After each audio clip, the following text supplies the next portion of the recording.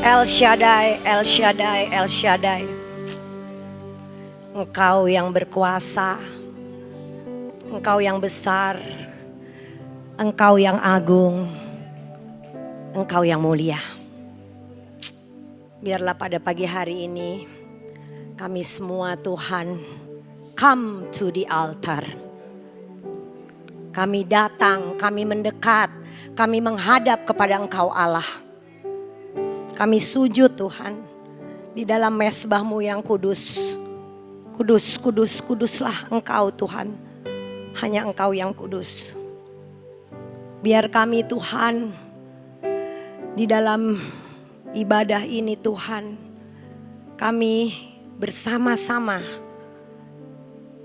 dapat mendengar suara hati Tuhan. Tiba saatnya Tuhan, Engkau beracara, tiba saatnya Tuhan, selidiki hati kami semua. You are bigger than everything. Engkau lebih besar daripada apapun yang sedang kami hadapi. Karena Engkaulah El Shaddai. Terima kasih Tuhan, kami punya Engkau. Kami mau mendengar suara-Mu.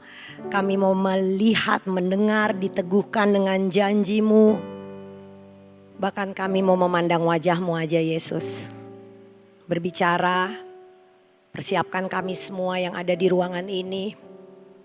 Biar semua kami Tuhan mengalami El Shaddai. Mengalami kuasa-Mu yang tak terbatas Tuhan. Lebih daripada yang kami doakan, lebih daripada yang timbul di hati kami. Lebih daripada apa yang dapat kami lihat. Kuduskan hamba-Mu Tuhan. Kosongkan, biar aku benar-benar dikosongkan aja pakai sebagai alat. Terbatas, tetapi kami tahu Engkau yang tidak terbatas yang akan berbicara. Roh Kudus, penuhi ruangan ini. Terangi mata hati kami. Tenangkan jiwa kami. Percaya dan berharap hanya kepada janji-Mu. Dalam nama Tuhan Yesus, haleluya, amin. Shalom, shalom, shalom. Selamat hari Minggu. God is good, so good. Amin. Come to the altar. Tadi sebenarnya waktu konfirmasi aja bro. Saya sebenarnya mau bacain ayatnya penuh. Tapi karena udah dibacakan oleh Bro Rio. Untuk menyingkat waktu, saya rasa Bro Rio tadi sudah jelasin ya. Sesuai dengan tema kita adalah come to the altar. Mazmur 43 itu keadaan di mana dalam hal minta pertolongan. Terjepit oleh musuh, ketakutan, peperangan, tidak ada jawaban, sehingga we cry out for the Lord. Benar kalau bro tadi bilang kalau kita dalam keadaan gini, yang terbenar, yang sangat benar-benar the right way is come to the altar. Is come to the altar. Kalau dilihat Mazmur 43 ini adalah keadaan dunia sekarang. We don't know. Tidak ada kepastian. Semua terhimpit oleh musuh. Begitu banyak hal-hal mungkin yang tidak menjanjikan. Banyak banget yang kehilangan pekerjaan. Banyak banget mungkin bisnis-bisnis yang belum ada jawaban. Bahkan di dunia ini peperangan bertambah. Peperangan bertambah. Konflik bertambah. Ekonomi tidak semakin baik. Oleh sebab itu, hanya satu jawabannya. Prayer to God in the time of trouble. Jadi kalau mau dilihat Mazmur 43, Judulnya dalam bahasa Inggris itu adalah Prayer to God in Time of Trouble. Yang adalah saat ini Bapak Ibu. Kita ambil ayatnya di ayat 4 aja ya. Tadi udah dibacakan oleh Brother Rio bagaimana keadaan itu mencekam. Tetapi kalau dilihat di ayat 3 dan 4 ini jawabannya. I'll come to the altar. Mazmur 43 ayat 4.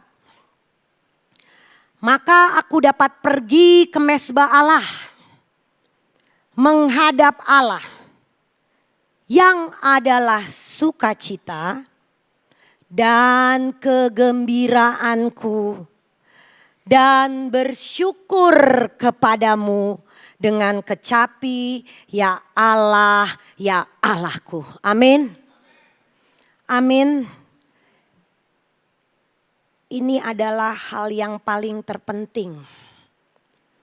Bahwa dengan keadaan sekarang kita harus menghadap ke Allah. Kita harus mendekat kepada mezbah Allah.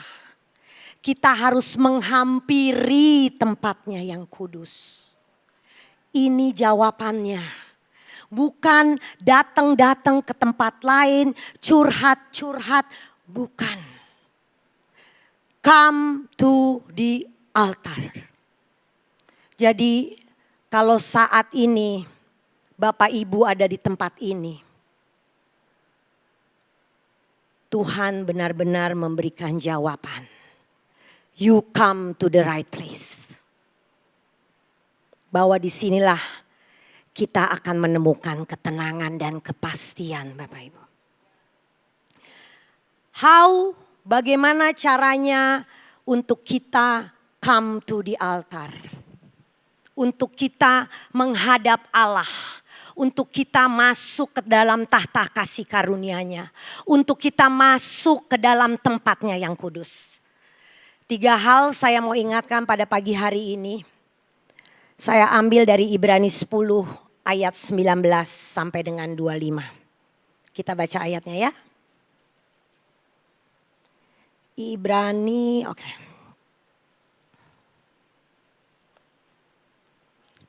Ibrani 10 ayat 19 sampai 25. Ketekunan.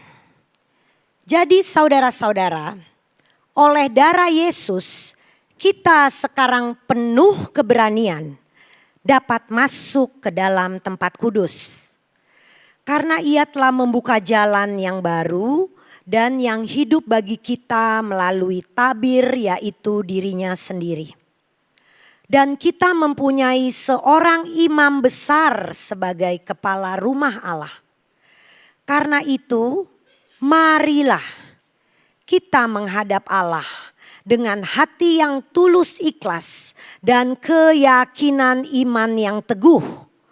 Oleh karena hati kita telah dibersihkan dari hati nurani yang jahat. Dan tubuh kita telah dibasuh dengan air yang murni. Marilah kita teguh berpegang pada pengakuan tentang pengharapan kita. Sebab Ia yang menjanjikannya setia. Dan marilah kita saling memperhatikan supaya kita saling mendorong dalam kasih dan dalam pekerjaan baik. Janganlah kita menjauhkan diri dari pertemuan-pertemuan ibadah kita seperti dibiasakan oleh beberapa orang. Tetapi marilah kita saling menasehati dan semakin giat melakukannya menjelang hari Tuhan yang mendekat. Amin. This is how we should come to the altar. Hal yang pertama yang saya mau ingatkan kembali bagaimana kita masuk, bagaimana kita menghadap, bagaimana kita melihat mezbah itu. Come to the altar, mendekat adalah keberanian. Ayatnya di sini dikatakan dalam bahasa Inggrisnya boldness. Saudara-saudaraku, ayat 19 ya. Darah Yesus, oleh darah Yesus sekarang kita penuh dengan keberanian masuk ke tempat kudusnya. Hal yang pertama, sikap hati yang perlu diingatkan sebagai dasar kita untuk masuk ke dalam tempat kudus Tuhan adalah boldness, courage, keberanian. Mengapa kita harus datang ke tempat kudus Tuhan dengan keberanian? Karena darah Yesus. Kalau kita baru merayakan Paskah, kembali lagi diingatkan apa artinya Yesus mati dan bangkit. Bahwa dia sudah membuka jalan. Dia sudah merobek tabir itu. Dia sudah menyelesaikan semuanya. Dengan darahnya dia sudah menebus. Dengan darahnya dia sudah menyucikan kita. Dengan darahnya dia sudah menyelamatkan kita. Jadi apalagi kekhawatiran dan ketakutan kita. Bahkan karena tabir itu sudah dirobek, sekarang kita bisa berjumpa muka dengan Yesus. Karena dia ada di dalam kita dan kita ada di dalam dia. Bukankah ini merupakan suatu sukacita yang luar biasa Bapak Ibu. Biarlah kita melihat ini karena kita tahu bahwa begitu besar kasih Allah kepada kita semua. Maka dia menganugerahkan putranya yang kudus Yesus. Sehingga kita diselamatkan dan dibebaskan dan memperoleh hidup yang kekal. Jadi to come to the altar. Itu kalau kita datang dengan keberanian karena darah Yesus, dasarnya itu adalah because he loved us so much. Dia sangat mengasihi kita. Karena dia mengasihi kita dan kita mengalami kasih Tuhan, ini dia buahnya. Waktu kita datang di mezbahnya, sikap hati kita itu harus sukacita, kegembiraan dan bersyukur. Karena kita datang dengan keberanian, dengan dasar bahwa God love us so much. Kalau kita menghampiri tata kasih karunia Tuhan, itu dasarnya bahwa kita punya buah delight in the Lord. Rejoice. Kegembiraan, bersyukur. Jadi harus jadi kesukaan dulu. Makanya waktu dia datang dibilang Allah sukacitaku, kegembiraanku. Aku bersyukur ya Allah, ya Allah. Ini dulu, ini yang benar-benar kita harus cek. Ini jadi kesukaan kita tidak Bapak Ibu? Bukan mengenai ritual-ritual lagi. Kenapa menjadi kesukaan kita? Karena kita udah enjoying God. Jadi dasarnya itu satu, kita harus bersuka cita di dalam Tuhan. Karena kita sudah kecaplah dan lihatlah betapa baiknya Tuhan. We enjoying God so much. Kita puas, we satisfied so much. Dan kita menganggap this is treasure. Ini adalah harta yang paling terindah yang kita miliki. Ini dulu, are we enjoying God so much? Atau kita lakukan sebagai ritual-ritual agamawi? Are we excited untuk datang beribadah seperti ini? Because we enjoying, because kita udah rasain banget kalau di dalam kasihnya tuh benar-benar kita mendapatkan kecukupan, kita mendapatkan ketentraman. Yang paling termahal yang dunia gak punya adalah kita mendapatkan kedamaian.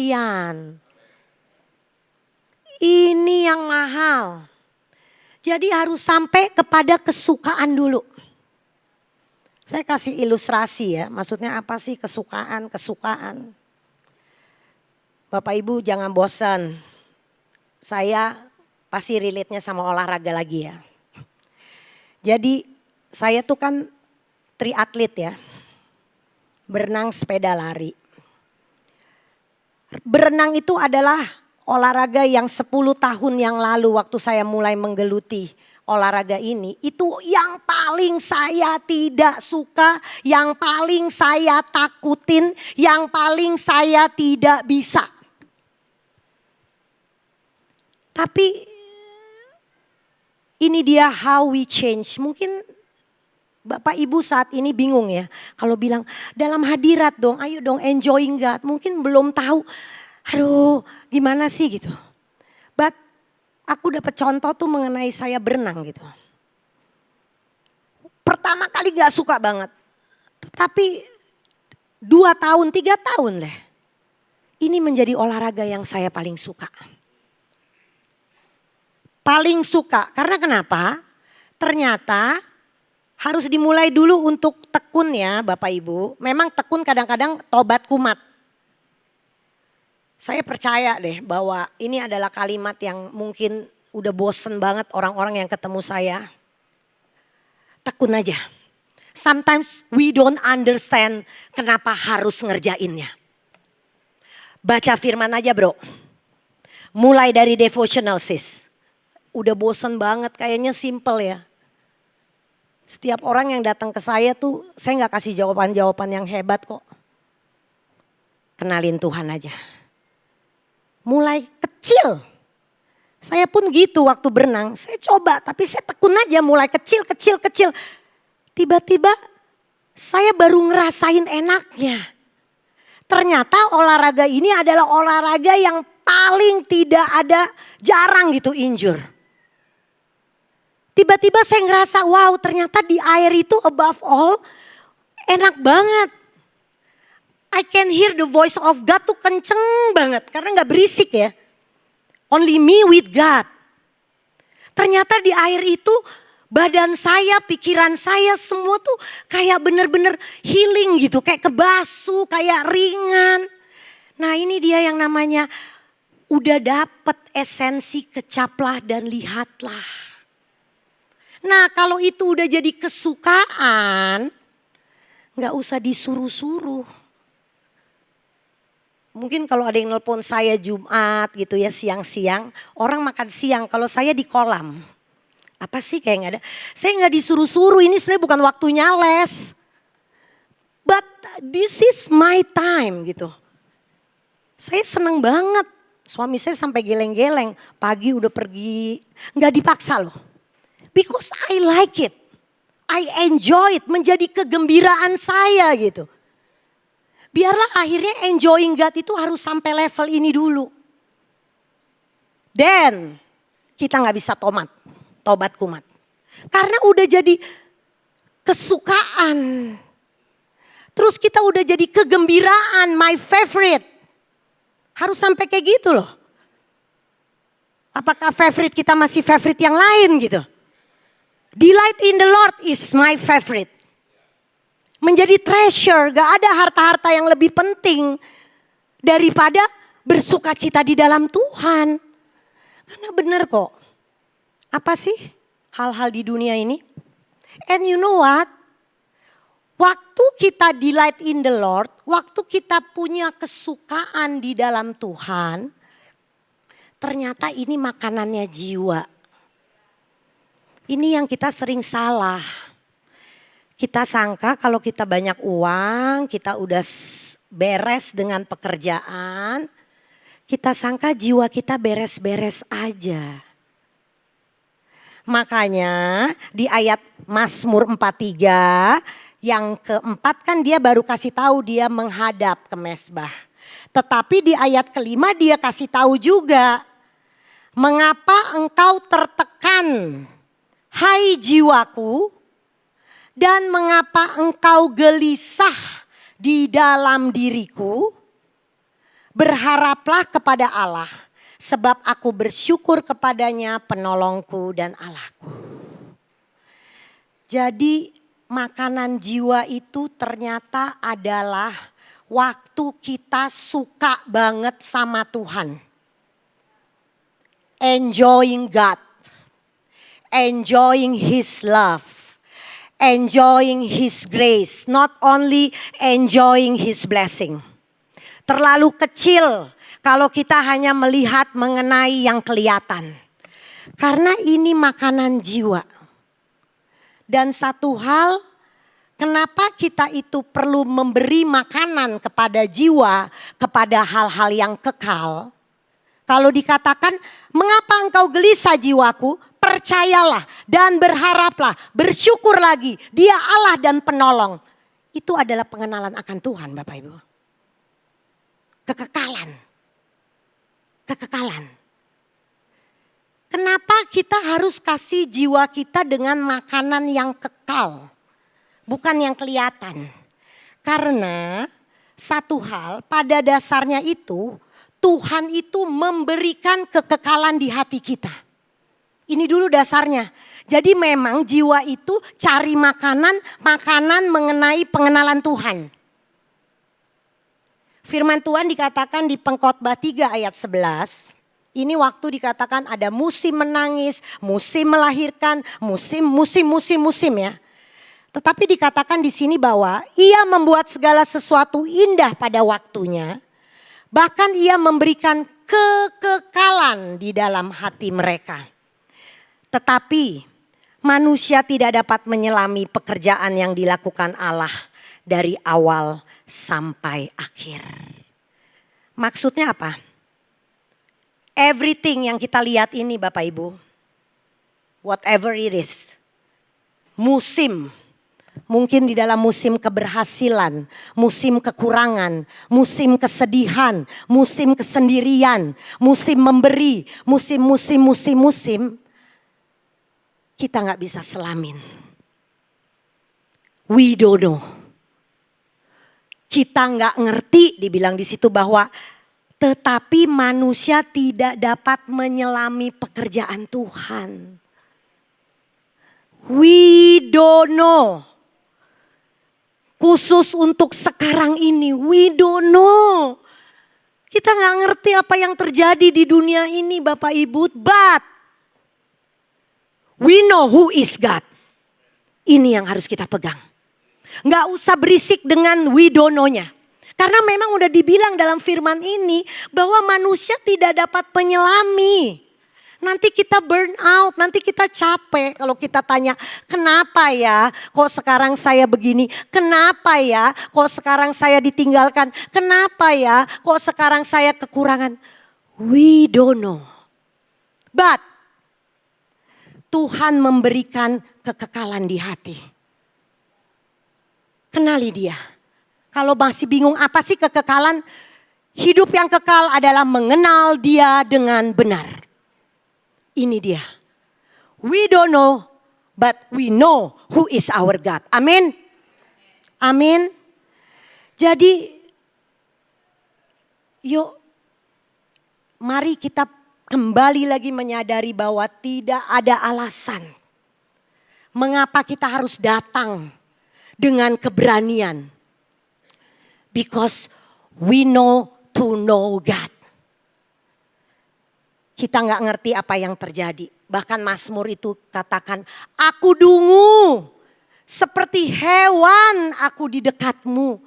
We are so dungu.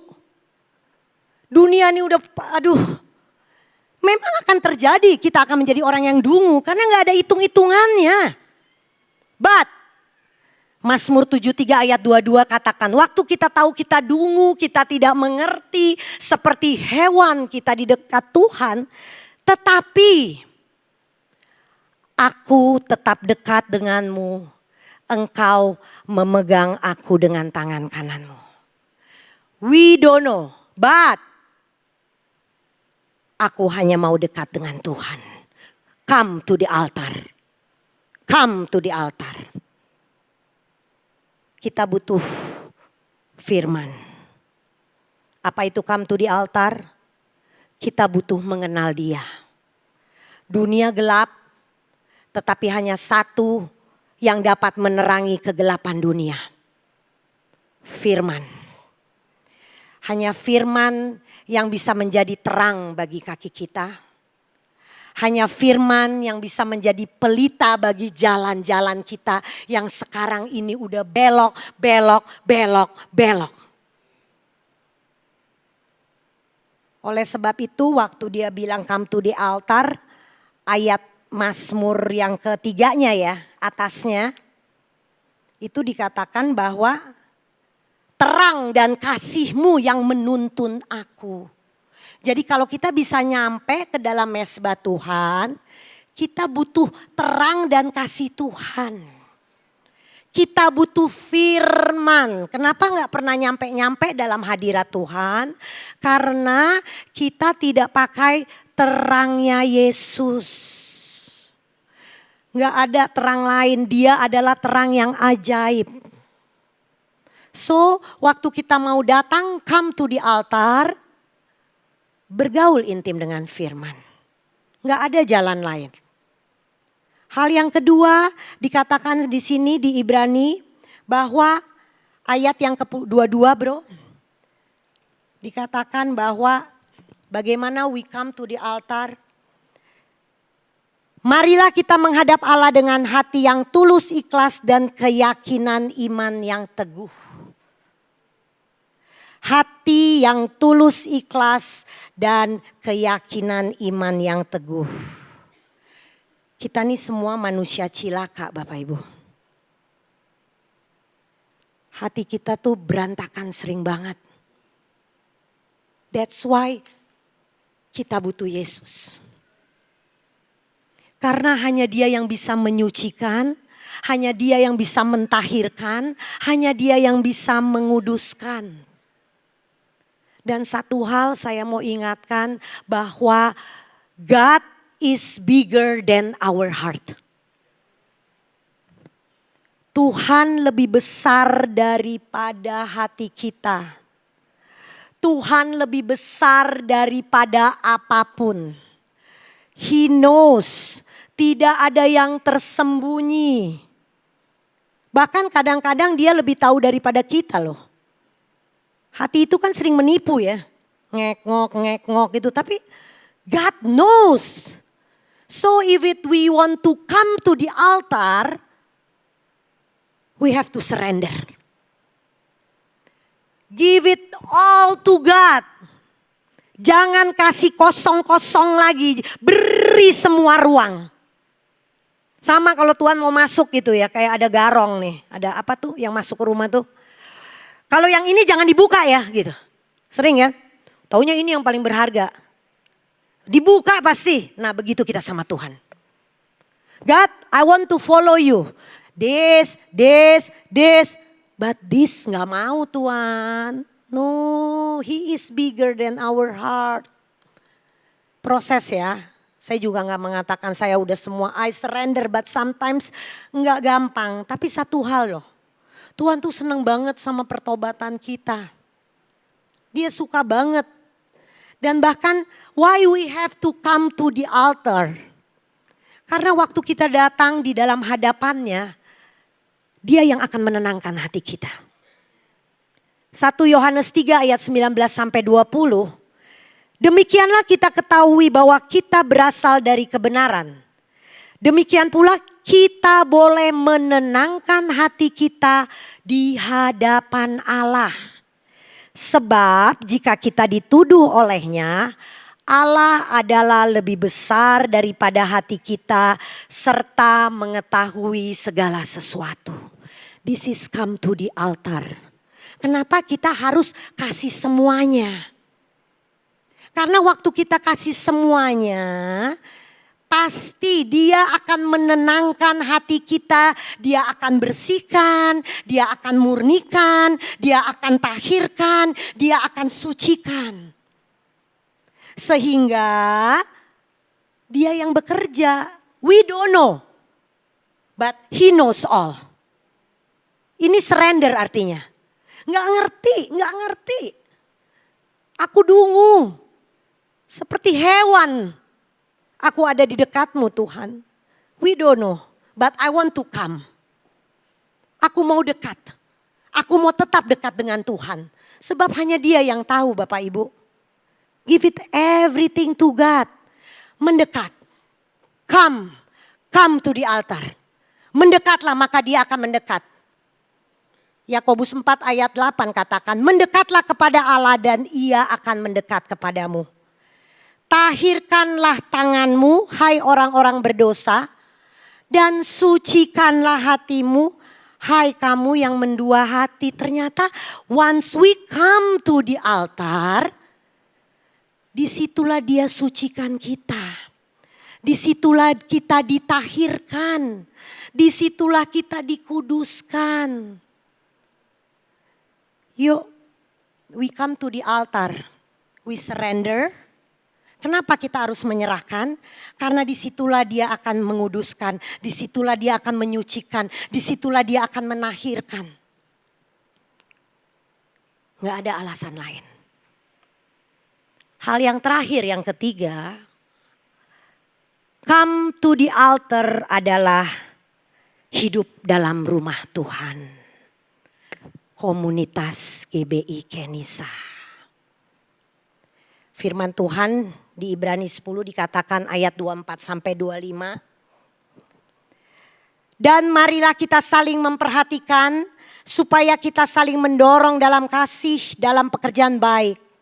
Janganlah kita menjauhkan diri dari pertemuan ibadah. Tetapi haruslah semakin giat. Sebab hari Tuhan semakin dekat. Kenapa Tuhan itu bilang bahwa kita harus beribadah. Yang dimaksudkan ibadah itu adalah berjemaat dalam gak sendiri gitu. Inkooperatif seperti ini. Karena firman Tuhan katakan waktu kita di dalam ibadah, there is a protection. Alam maut tidak akan menyentuh jemaat. But ada hal yang menarik. Waktu kita come to the altar together menghadap Allah. Dalam jumlah yang seperti ini. Kita mengalami kemenangan. Saya mau ambil cerita Yosafat. Ini keren banget. This is mengapa kita gak boleh jauh-jauh dari ibadah seperti ini. Karena kita mau mengalami kemenangan. Hidup ini adalah peperangan kan.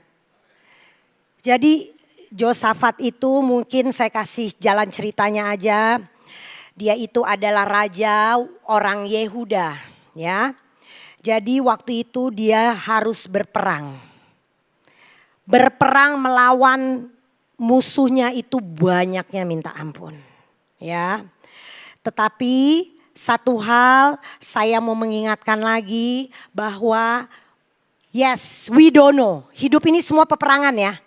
Anggap aja ini seperti peperangan Yosafat. Musuh-musuh kita tuh semuanya gede. Musuh ekonomi, musuh hubungan, musuh penyakit, all the giant. Tetapi satu hal, waktu kita come to the altar, waktu kita menghadap Tuhan bersamaan, kita pasti mengalami kemenangan. Jadi waktu diberitahu Yehuda ini akan diserang, mereka semua panik.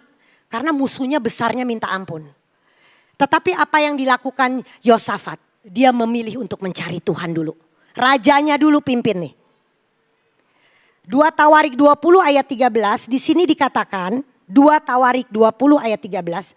Sementara seluruh Yehuda berdiri di hadapan Tuhan. Juga segenap keluarga mereka dengan istri dan anak-anak mereka like this. Betul gak? Like this. Seluruh orang Yehuda, seluruh orang-orang warga DKI Jakarta berdiri di hadapan Tuhan beserta istri dan anak-anak. Ini dia dulu yang pertama kali dilakukan. Musuhnya itu Bani Moab dan Amon tuh besar banget. Giant. Siapa yang mengalami musuh yang besar saat ini? Yes, we are. We don't know. Terlalu besar lawan-lawan kita di bisnis. Terlalu besar lawan-lawan kita di perusahaan. Begitu banyak yang PHK. Terlalu besar sakit, penyakit, virus, semua yang ada di dunia ini. But mari kita menghadap bersama-sama. Seluruh keluarga, istri, anak. Dan apa yang dilakukan? Waktu kita menghadap di dalam mezbah, come to the altar. Yang berperang itu adalah Tuhan. Ayatnya ada, 2 Tawari 20 ayat 15. Dan berseru, camkanlah hai seluruh Yehuda dan penduduk Yerusalem dan tuanku Raja Yosafat. Beginilah firman Tuhan kepadamu. Janganlah kamu takut dan terkejut karena laskar yang besar ini. Sebab bukan kamu yang akan berperang melainkan Allah. Sebab bukan kita yang berperang melawan laskar-laskar ekonomi, laskar-laskar penyakit, laskar-laskar semua godaan-godaan value-value di dunia. Tetapi Allah yang akan berperang. Apa bagian daripada bangsa Yehuda dan Raja Yosafat yang dilakukan? Mereka hanya menyanyi pujian. Mereka masuk menghadap Tuhan ke mezbah Allah secara kooperatif. Mereka bersuka cita, mereka bergembira, mereka mengucapkan syukur bahwasanya kasih setianya kekal selamanya. Waktu mereka come to the altar, mereka belum perang. Tiba-tiba apa yang dilakukan? Tuhan mengadakan penghadangan. Jadi yang berperang Tuhan, si Bani Amon ini semuanya itu bunuh-bunuhan. Bahkan didatakan lagi suhu dari lain pegunungan Seir. Jadi udah pada bingung mana musuh, mana ini. Bunuh dan semua binasa. Ini artinya Tuhan berperang Bapak Ibu. Bagian kita hanya come to the altar. Dengan seluruh saudara seiman. Kita memuji, kita menyembah, tetapi dasarnya mesti benar dulu ya. With the boldness, dengan kegirangan, dengan kesukaan, dan mengucap syukur. Sehingga waktu dia datang ke medan perang, semuanya udah mati musuh. Bahkan ada bonus. If we come to the altar, kita hidup lebih daripada pemenang Bapak Ibu. Mereka bisa menjarah semua harta-harta yang ditinggalkan 3 hari saking banyaknya. Jadi bukan hanya musuh yang kalah, tetapi Tuhan menyediakan hal yang lain. This is come to the altar. Yuk, jangan menjauh dari ibadah. Teruslah giat. Agar kita dapat saling mengingatkan, saling menguatkan, saling membantu. Ibadah bukan sekedar hanya ibadah kecil. Ibadah bukan sekedar ibadah besar. Ibadah kecil. Komsel. Buat yang lebih kecil lagi. Mezbah keluarga. Ibadah keluarga. Saya juga susah banget. Belum ada, cuman kalau buat mezbah keluarga dengan anak yang di luar, aduh yang namanya jam berapa, udah kayak polisi loh ngomongnya. Tapi I think is important. I think is important. Waktu saya dapat pergumulan Kefas, puji Tuhan, Bapak Ibu terima kasih. Ternyata Tuhan yang merubahkan presiden sehingga reinstate-nya dapat diaktifkan kembali. This is because come to the altar. Nggak ngapa-ngapain, lawyernya belum masukin. Tiba-tiba peraturan udah berubah. Yuk mezbah keluarga anak-anak jam berapa, ayo. Jadi kekuatan kita hanyalah saat kita datang. Come to the altar. Gereja kita adalah gereja komsel.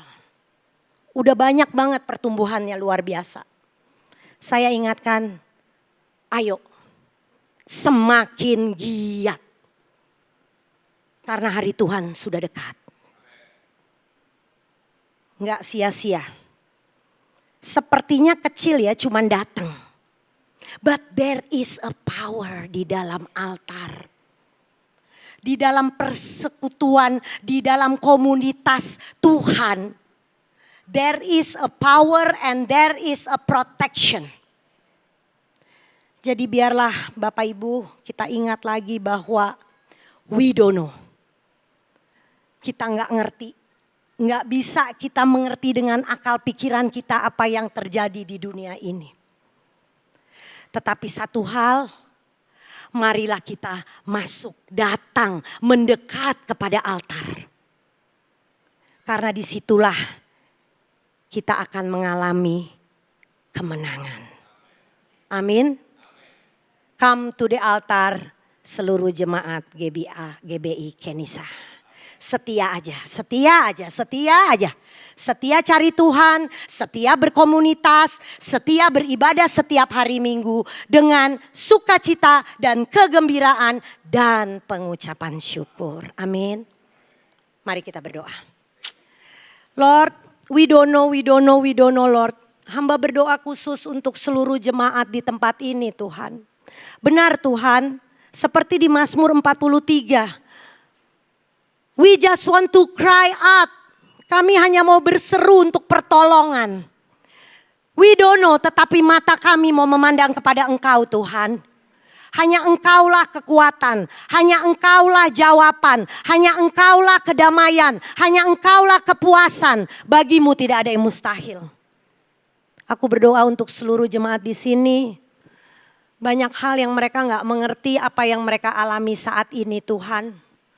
Mungkin banyak kegelisahan dan kegemetaran di dalam kehidupan mereka. Tuhan, kami percaya waktu kami secara kooperatif pada siang hari ini Tuhan. Menghadap Engkau seperti bangsa Yahuda mengalami peperangan yang begitu besar. Kami akan terus aja Tuhan berseru, memuji, mengingat lagi kebaikan-Mu. Terus berharap sebab Engkau Allah dan penolongku. Engkau yang akan menyelesaikan Tuhan. Hamba berdoa untuk seluruh jemaat yang sedang kehilangan pekerjaan Tuhan. Yes Lord, hanya Engkau yang sanggup Tuhan. Hanya Engkau yang sanggup menemukan mereka dengan orang-orang yang tepat Tuhan.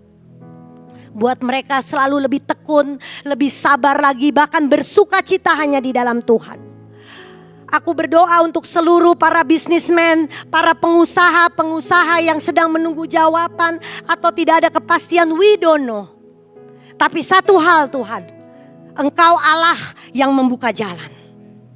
Bahkan Engkau Allah yang berperang untuk kami Tuhan. Engkau melakukannya Tuhan untuk bangsa Yehuda. Engkau melakukannya iya dan amin sekarang sampai selama-lamanya untuk seluruh GBI Kenisa kami Tuhan. Aku berdoa untuk mereka yang sedang sakit penyakit Tuhan. We don't know Lord, we don't know Tuhan. Dokter katakan ini, dokter katakan itu. Tetapi satu hal, waktu kami sepakat Tuhan, bahwa darah-Mu yang kudus menyembuhkan, memulihkan, menyempurnakan seluruh organ-organ tubuh. Tuhan, biarlah melalui ibadah kami ini pada siang hari ini Tuhan. Dengan keberanian Tuhan, we cry out to you Jesus. Bagimu tidak ada yang mustahil. Engkau besar, Engkau mengerti. You are the El Shaddai. Terima kasih Tuhan. Biarlah firman-Mu ini meneguhkan hati kami kembali. Dan kami akan lebih sungguh-sungguh lagi untuk mencari dan mengenal Engkau. Thank you Lord, in Jesus mighty name we pray. Haleluya, amin. Tuhan Yesus memberkati.